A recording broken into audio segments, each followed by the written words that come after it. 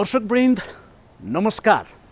सञ्चार तथा सूचना प्रविधि मन्त्रालय र नेपाल टेलिभिजनको संयुक्त प्रस्तुति कार्यक्रम डिजिटल नेपालको नयाँ श्रृङ्खलामा यहाँलाई हार्दिक स्वागत छ। कार्यक्रम डिजिटल नेपालका हरेक श्रृङ्खलाहरूमा हामी नेपालमा सूचना प्रविधिको विकास, यसको पहुँच अनि प्रभावकारिताका बारेमा विशेष सामग्री प्रस्तुत गर्दै आइरहेका छौँ। दर्शकवृन्द, आजको श्रृङ्खलामा हामी नेपालमा कोरोना भाइरसको सङ्क्रमणका कारण लामो समयदेखि लकडाउन भएको छ र यसले समग्र नेपालको शैक्षिक क्षेत्रमा पनि प्रभाव परिरहेको छ। पछिल्लो पटक यो अवस्थामा प्रविधिको विकास मार्फत वैकल्पिक शिक्षाको प्रणाली पनि अगाडि बढाइएको छ। अनलाइन शिक्षाका माध्यमबाट पठन पाठन हुन थालेको छ। सूचना प्रविधिले अनलाइन प्रविधिका माध्यमबाट जुन खालको शिक्षा अहिले अगाडि बढिरहेको छ, यसको प्रभावकारिता कस्तो हुन सक्दछ भन्ने विषयमा केन्द्रित रहेर आज हामी विशेष सामग्री प्रस्तुत गर्दैछौँ। कोरोना भाइरसको सङ्क्रमण बढेसँगै नेपालको शैक्षिक क्षेत्र पनि नराम्ररी प्रभावित भएको छ। औपचारिक रूपमा हुने गरेका पठन पाठन ठप्प भएका छन्। विद्यार्थीहरू घरमै बस्न बाध्य भएका छन् भने शिक्षण संस्थाहरू पनि आफ्ना नियमित गतिविधिहरूलाई अगाडि बढाउन नसक्ने अवस्थामा रहेका छन्। त्यसो त कोरोना भाइरसको सङ्क्रमणलाई रोकथाम र नियन्त्रण गर्न भनेर लकडाउन गरिएका बेला अनलाइन शिक्षा, दूर शिक्षा, डिजिटल लर्निङ, ई कक्षा, भर्चुअल कक्षा आदिको प्रयोग हुनु स्वाभाविकै हो।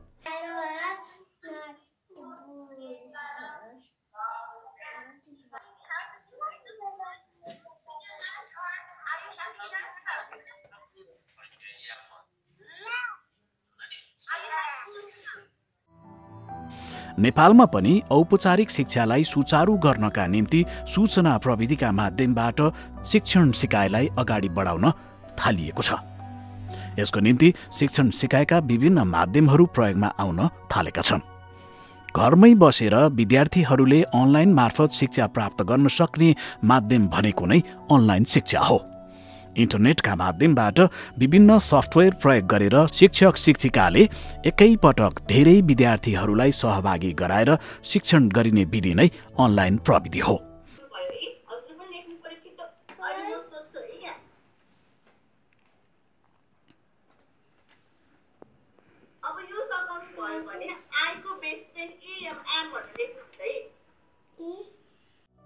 यो प्रविधिका माध्यमबाट विशेष गरेर माध्यमिक तहमा अध्ययन गर्ने विद्यार्थीहरू जसले इन्टरनेटको प्रयोग सहजै गर्न सक्दछन्, उनीहरूका निम्ति सहज ढङ्गले शिक्षण गर्न थालिएको छ।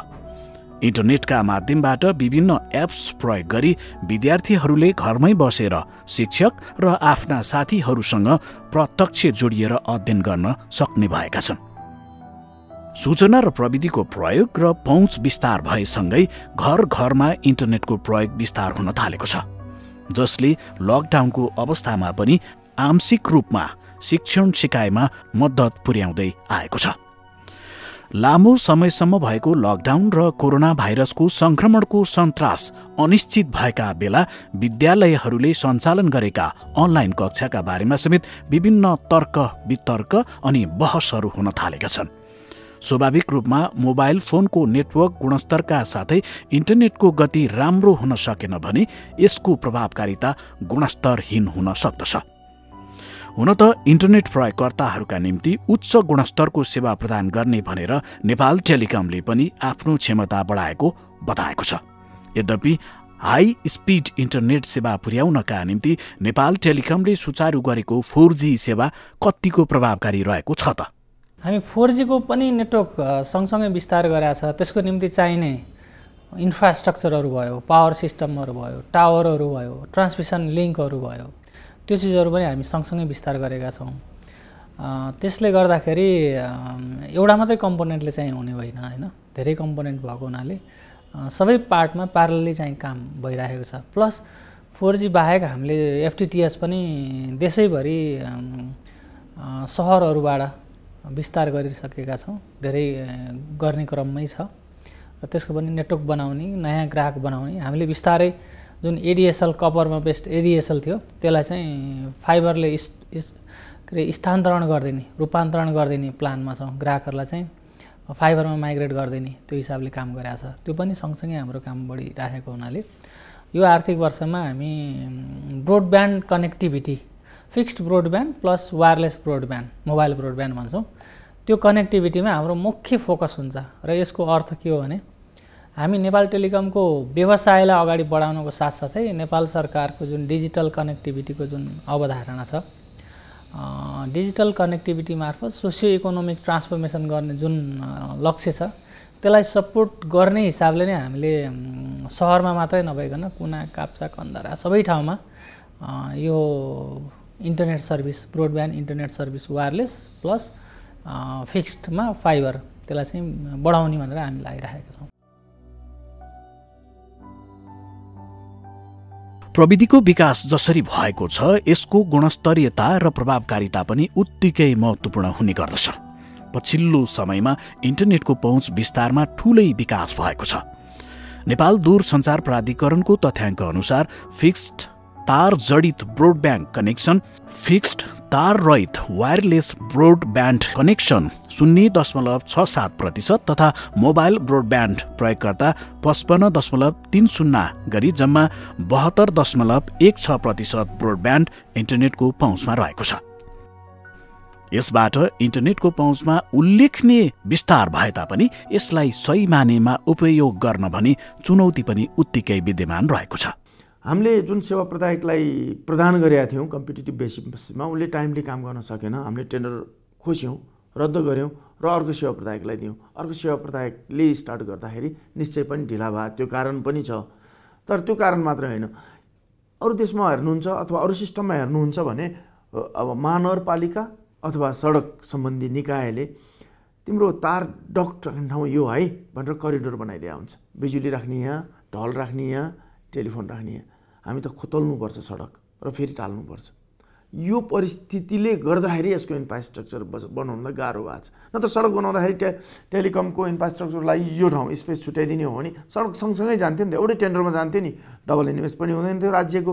तर डिफ्रेन्ट निकायले एउटै प्रोजेक्टमा काम गर्ने खालको कुनै कानुनी व्यवस्था नभए, मेरो आफ्नै बजेट छ, प्रोग्राम छ, तपाईँको आफ्नै बजेट छ, प्रोग्राम छ, तपाईँहरूमा मिल्छ भनेर सैद्धान्तिक रूपले जसले नि भन्छ, तर कानुनले मिल्न दिनु पऱ्यो नि त। कुन चाहिँ कानुनले फोर्स गर्छ? तपाईँ र म नमिलिकन त्यो काम गरेर नसक्ने, अथवा सडक बनाउँदाखेरि करिडोर नराखिकन सडकै बनाउन नसक्ने कानुन म्यान्डेटरी नभएसम्म निकायगत चाहिँ तिमीहरू मिल है, कोअर्डिनेसन गर भनेर भन्ने भरमा त यो विगत 10औं वर्षदेखि भन्दै आएको, अहिलेसम्म किन भएन? त्यस कारणले नभए हो। त्यस कारण इन्फोर्सेबल ल नै चाहिन्छ यसको लागि।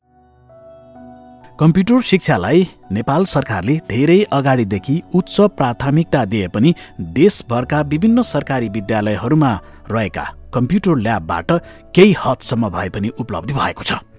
अनलाइन क्लासरुममा सफ्टवेयर माइक्रोसफ्ट र गुगलले निःशुल्क रूपमा धेरै अगाडिदेखि उपलब्ध गराएको र त्यसको बारेमा धेरै जानकारी नभएकाले गर्दा पनि अनलाइन क्लास गुगल मिट अनि जुम भिडियो कन्फरेन्समा मात्र सीमित भएको छ।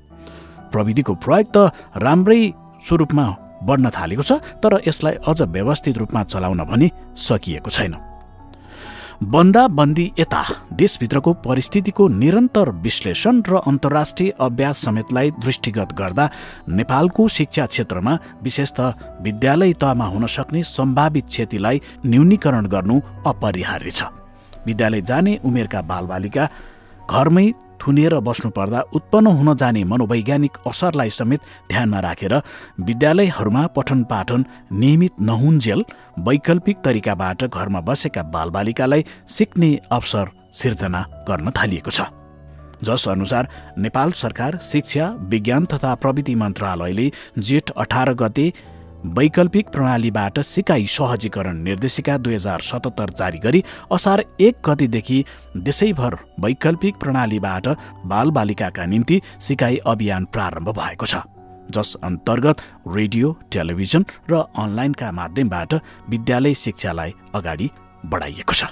Football, riding, cricket, baseball, jogging, judo, karate, chess, skating, etc. These are some of the recreational activity. You can see there in your book as well.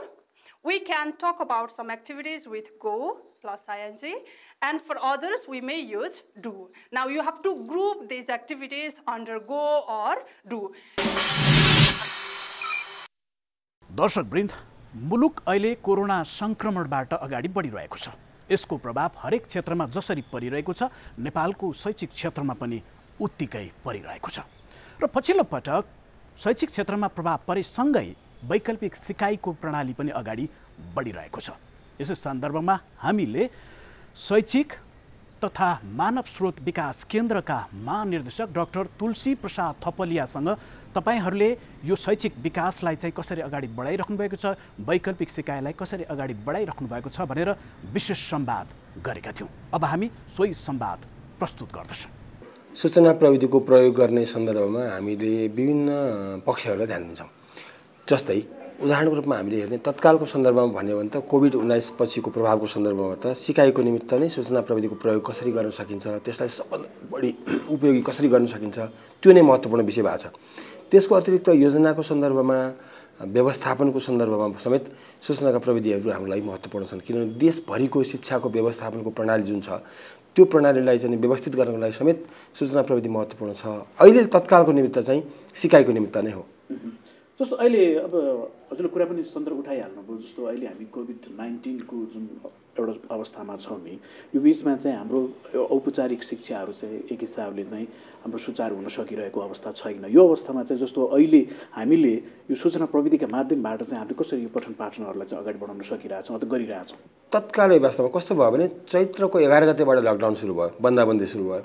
बन्दाबन्दी सुरु हुने बित्तिकै हामीले चाहिँ अब तलसम्म विद्यार्थीहरूसम्म पुग्ने माध्यमहरू के हुनसक्छ, के उपायबाट विद्यार्थीसम्म पुग्न सकिन्छ, सिकाइको निरन्तरताको लागि के कार्यक्रम दिन सकिन्छ भन्ने बारेमा बहस सुरु भयो होइन। एकैचोटि ठुलो समूहमा पुग्नको निमित्त त प्रविधिको सहारा लिनै पर्ने हुन्छ। कुन प्रविधि कहाँसम्म छ भन्ने कुरा महत्त्वपूर्ण हुने भयो। सबै विद्यार्थीमा एकै नासले एउटै प्रविधिले छुँदैन। त्यसकारणले कुन प्रविधि, कस्तो खालको प्रविधिले कति विद्यार्थीलाई समेट्न सकिन्छ भन्ने विषय बहसको विषय बन्यो। एउटा तत्काल हामीले गरेको कुरा चाहिँ के भने एउटा एजुकेसनको पोर्टल बनायौँ, शिक्षा पोर्टल भनेर, सिकाइको चौतारी भन्ने। त्यो learning.chrd.edu.np त्यो पोर्टल चाहिँ हाम्रो चैत्रको 11 गतेबाट लकडाउन सुरु भयो। वैशाख 15 मा हामीले त्यो सञ्चालनमा ल्यायौँ। एउटा त्यो काम गऱ्यौँ। साथसाथै हामीले विगतदेखि गर्दै आएको के पनि थियो भनेदेखि चाहिँ नेपाल टेलिभिजनसँगको सहकार्यमा एनटिभी प्लस मार्फत हामीले चाहिँ हाम्रा पाठहरू कक्षा 9 र 10 का निमित्त तयार गरेका पाठहरू, भिडियो कन्टेन्टहरू त्यहाँबाट प्रसारण गर्न सुरुवात गरिसकेका थियौँ। त्यसलाई हामीले युट्युब च्यानलमा राखेका थियौँ। एनसिडी भर्चुअल क्लास भन्ने युट्युब च्यानल छ। त्यो च्यानल मार्फत त्यो पाठ प्रसारण चाहिँ भइरहेकै थियो होइन। त्यो सुरुदेखि भएको थियो। रेडियो हामीले धेरै पहिलेदेखि प्रयोग गरेको, तर बिचको समयमा आएर अलिक कम भएको अर्को माध्यम हो। त्यो माध्यम पनि हामीले प्रयोग गरिरहेको हो। त्यस कारणले अनलाइन, अफलाइन, टेलिभिजन, रेडियो, एफएमहरू लगायतका माध्यमहरूलाई हामीले प्रयोग गर्न खोज्यौँ। पछिल्लो चरणमा आएर निर्देशिका जारी गऱ्यौँ एउटा सिकाइको सहजीकरणको निमित्त। त्यसमा हामीले यो प्रविधिहरू अनलाइन, अफलाइन, टेलिभिजन, रेडियो लगायत अरू प्रविधि कुनै नपुग्ने ठाउँमा पाठ्यपुस्तक र यो छापा सामग्री, एक्टिभिटी बेस्ड लर्निङ मटेरियल भन्छौँ, सिकाइ क्रियाकलापमा आधारित सिकाइ सामग्रीहरू, त्यो सामग्रीहरू चाहिँ विद्यार्थीहरूसम्म पुर्याउने अनि थोरै सहयोग अभिभावकको वा शिक्षकको सहयोगबाट विद्यार्थीले पढ्न सक्ने त्यो प्रविधि हामीले प्रयोग गर्न खोज्यौँ। अहिले जस्तो पछिल्लो पटकको कुरा गर्दाखेरि जस्तो हामी यो कोभिड-19 कै बेलामा चाहिँ जुन खालको प्रविधि यहाँहरूले प्रयोग गरिराख्नु भएको छ, त्यसको त्यो रेस्पोन्स चाहिँ कस्तो आइरहेछ अहिले, त्यसको अहिले पछिल्लो अवस्था चाहिँ कस्तो देखिन्छ? अब हामीले अहिले सिकाइ सहजीकरणको यो कार्यक्रम सुरुवात औपचारिक रूपमा भनेको चाहिँ असार 1 गतेबाट हो वास्तवमा होइन। असार 1 गतेबाट थालेको आज 8-9 दिन भयो। त्यसकारण ठ्याक्कै यस्तै अवस्था भन्न त सक्दैन, तर पनि हामीसँग केही छ। हामीले पाएको फिडब्याक कस्तो छ भन्नुहुन्छ भने जस्तै युट्युबमा भएको हाम्रो कन्टेन्ट जुन छ, भिडियो कन्टेन्टहरू, त्यसको भ्युअरसिप चाहिँ करिब 60 लाख पुग्न लागेको छ।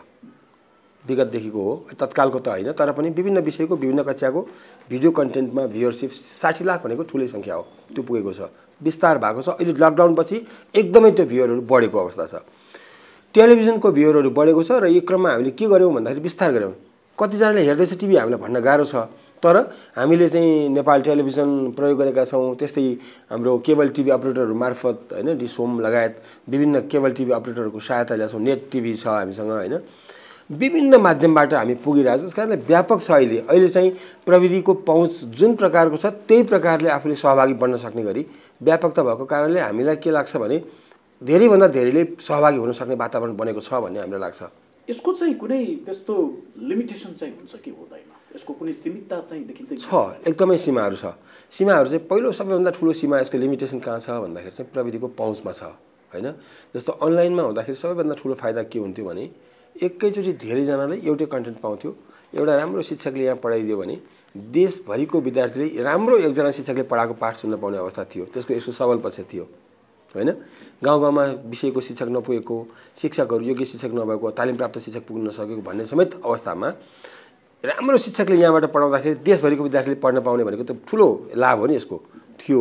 तर अर्को चाहिँ यसको सीमा के छ भन्दाखेरि पहुँच कतिजनाको छ भन्ने एउटा विषय हो। प्रविधिमा पहुँच, यो पहुँच कतिले पाउन सक्छ अनि पाउने र नपाउनेको बिचको फेरि त्यो खाडल ठुलो हुने हो कि भन्ने चिन्ता छ हामीलाई। प्रविधिको पहुँच हुनेले सिक्न सक्ने, पहुँच नहुनेले सिकाइको अवसरबाट वञ्चित हुनुपर्ने, त्यो जोखिम पनि यहाँ छ। दोस्रो विषय के छ भन्दाखेरि चाहिँ सिङ्क्रोनस र एसिङ्क्रोनस भन्छ नि। एकपटक कुनै जस्तो अनलाइनमा राखेको कन्टेन्ट विद्यार्थीले आफ्नो सुविधाले जुनसुकै बेला चाहिँ हेरेर पढ्न सक्छ। टेलिभिजनको कन्टेन्टहरू प्रायः के हुन्छ भने कुनै निश्चित समयमा प्रसारण हुन्छ, त्यही समय विद्यार्थीको समय र टेलिभिजन समय मेल खायो भने उसले सुन्न पाउँछ, नभए उसको छुट्न सक्छ। त्यो जोखिम छ त्यहाँनिर हैन। जोखिम त्यहाँबाट आयो नि। तेस्रो जोखिम कहाँ छ भन्दाखेरि चाहिँ यसमा टु वे इन्टरेक्सन हामीले गर्न सकिरहेको छैनौँ। टु वे गर्न सक्दा के हुन्छ, विद्यार्थीले कति समय त्यहाँ बितायो, कति घन्टा साँच्चीकै पढ्यो र त्यहाँ कहाँ कहाँ अप्ठ्यारो भयो, कुन कुन विषयमा उसलाई पढ्नलाई गाह्रो भयो, पढाएको बुझ्यो कि बुझेन, अनि नबुझेको ठाउँमा सिकाउने पद्धति के हो भन्ने ठाउँमा हामीलाई जान गाह्रो भएको छ। लर्निङ म्यानेजमेन्ट सिस्टम भन्छ। त्यो लर्निङ म्यानेजमेन्ट सिस्टममा चाहिँ त्यो कुरा व्यवस्था गरिएको हुन्छ ताकि कन्टेन्टको डेलिभरी हुन्छ, पढाइन्छ, पढेको कुरा कति घन्टा विद्यार्थीले समय बिताएको छ भन्ने कुरा यकिन गर्ने, अनुगमन गर्ने व्यवस्था हुन्छ, यति घन्टा बिताएको थाहा हुन्छ।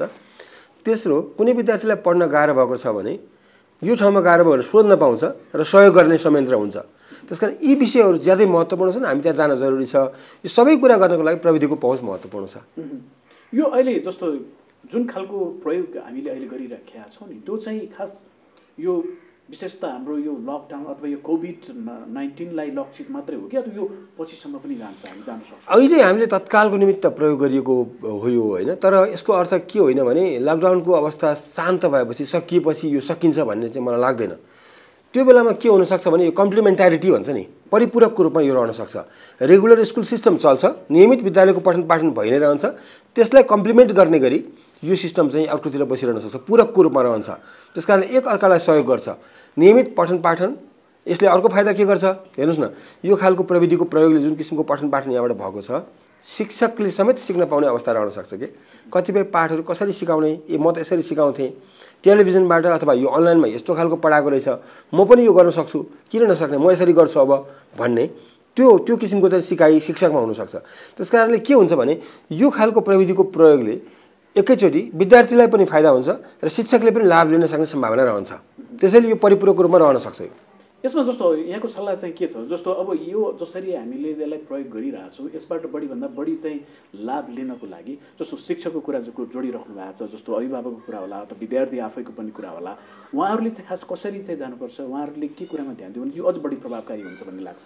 यो मैले अघि पनि यहाँलाई अनुरोध गरेँ, मेरो भनाइ के थियो भन्दाखेरि चाहिँ यो सिकाइमा एक किसिमको कन्टेन्ट डेलिभरी भयो, वान वे भयो। एकतर्फी रूपमा प्रसारण भएको पाठमा विद्यार्थीहरूलाई परेको कठिनाइको बारेमा चाहिँ थाहा पाउने, विद्यार्थीको सहभागिता यकिन गर्ने र सहयोग गर्ने संयन्त्र जरुरी छ। त्यो मिडिएसन चाहिन्छ, मिडिएट गर्ने, मध्यस्थता गर्ने, बिचमा बसेर सहयोग गर्ने। त्यो संयन्त्र भनेको चाहिँ शिक्षकबाट हुनसक्छ वा अभिभावकबाट हुनसक्छ। त्यसकारण तत्कालको प्रविधिको पूर्ण रूपमा प्रयोग हामीले गरिरहेको छैनौँ, वास्तवमा यो लिमिटेड स्केलमा भइरहेछ। त्यसकारणले यो बिचमा मध्यस्थ गर्ने, विद्यार्थी र प्रविधिको बिचमा जोड्ने, सहयोग गर्ने, सहजीकरण गर्ने काममा चाहिँ शिक्षकको भूमिका महत्त्वपूर्ण हुने हामी देख्छौँ। यहाँको अब भावी योजना त्यसो केही छ कि छैन? अब यसलाई एक्सटेन्ड गर्ने अथवा यसलाई अगाडि बढाउने कुरामा चाहिँ के छ? मलाई लागेको कुरा के भने दुईवटा ढङ्गले सोच्नुपर्ने देखेँ मैले। एउटा चाहिँ प्रविधि एजुकेसनल टेक्नोलोजीलाई कसरी विकास गर्ने, प्रयोग गर्ने, टेक्नोलोजी अगाडि गइसकेको छ वास्तवमा होइन। हामी नेपालमा त्यसको पहुँच विस्तार महत्त्वपूर्ण छ भनेको चाहिँ त्यो कनेक्टिभिटीका कुराहरू, इन्फ्रास्ट्रक्चर पूर्वाधारका कुराहरू, त्यहाँनिर कम्प्युटर पुग्ने कुरा होइन, अरूको घर घरमा चाहिँ प्रविधिका टुल्सहरू हुने कुरा एउटा पाटो महत्त्वपूर्ण भयो। त्यो प्रयोग गर्नको लागि शिक्षकको तयारी उत्तिकै महत्त्वपूर्ण छ। शिक्षकले त्यसलाई सहजीकरण गर्ने, शिक्षकको क्यापासिटीको कुरा त्यो अर्को महत्त्वपूर्ण पाटो छ। करिकुलममा अलाइनमेन्टको कुरा त्यही ढाँचासँग मिल्ने गरी अलाइन गर्ने कुरा अर्को महत्त्वपूर्ण पाटो छ। एउटा चाहिँ यो प्रविधिसँग सम्बन्धित विषय भयो। अर्को पाटो चाहिँ के महत्त्वपूर्ण छ भन्दाखेरि चाहिँ तपाईँको इन्स्ट्रक्सनल डिजाइन भन्छ, कसरी सिकाइन्छ, सिकाइ कसरी हुन्छ, विद्यार्थीले कसरी सिक्छन्, त्यो सिकाइ र शिक्षणको बारेमा परम्परागत सोचमा परिवर्तनको जरुरी छ। जुन ढङ्गले हामीले सिक्दै आयौँ नि, हामीले त कक्षा कोठामा 4 कोठा पर्खालभित्र बसेर होइन निश्चित घेरामा त्यहीँ बस्ने शिक्षक मात्रै सिकाउने मान्छे हो भन्ने शिक्षकबाट मात्रै सिक्ने जुन ढाँचाबाट हामी आयौँ, अब त त्यो त विस्तार भयो नि। सिकाइको ज्ञानको स्रोत व्यापक छ, धेरै ठाउँबाट सिक्न सकिन्छ, सिकाइका विधिहरू तरिकाहरू फरक हुन्छन् होइन। त्यसकारणले यो सिकाइको बारेमा जुन परम्परागत दृष्टिकोण र धारणा छ त्यो सिङ्गो धारणामै परिवर्तन हुनुपर्ने अवस्था छ। दर्शकवृन्द, अहिले मुलुक अत्यन्तै जटिल परिस्थितिमा रहेको छ। कोरोना सङ्क्रमण जसरी बढेको छ यसको हरेक क्षेत्रमा प्रभाव परिरहेको छ, जसको मूल प्रभाव भनेको नेपालको शैक्षिक क्षेत्रमा पनि परिरहेको छ र शैक्षिक क्षेत्रलाई अगाडि बढाउनको निम्ति नेपालमा सूचना प्रविधिको पनि उत्तिकै विकास भएको छ। सूचना प्रविधिका माध्यमबाट शैक्षिक विकासलाई अगाडि बढाउन र शैक्षिक गतिविधिलाई अगाडि बढाउने कार्यहरू पनि भइरहेको छ। यसलाई निरन्तर रूपमा अगाडि बढाउनु जरुरी छ र यसको निम्ति सूचना प्रविधिले उल्लेखनीय भूमिका खेलिरहेको छ। हवस् त, आजलाई यति नै। आगामी हप्ता हामी थप विषयवस्तुका साथ फेरि पनि उपस्थित हुनेछौँ। तबसम्मका लागि हामी सबैलाई बिदा दिनुहोस्। नेपाल टेलिभिजन हेर्दै रहनुहोला। नमस्कार।